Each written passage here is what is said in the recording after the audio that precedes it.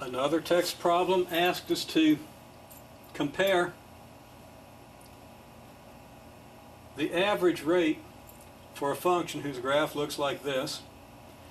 Compare the average rate between x equals 1 and x equals 3 with the average rate between x equals 3 and x equals 5. What's greater, the average rate between here and here or the average rate between here and here? Well, the average rate at which the function changes is going to be represented by the slope. So we take the slope between the graph points corresponding to these values, the graph point here and here. Again, this graph point should have been over a little further, but we can still see the principle. And the graph between here and here, the x equals 3 and x equals 5 point. What's the average slope here? And it's clear that the average slope is decreasing, so that the average rate here is greater than the average rate here. So the average rate between 1 and 3 will be greater than the average rate between 3 and 5. Another question, what about the instantaneous rate at x equals 2 as opposed to x equals 5? Well, it helps if we draw a picture of exactly what that means. The picture is going to show the tangent line at x equals 2, and I haven't really located that very well. It should be a tangent line to this point. So I'm not sure what I was looking at when I did this graph.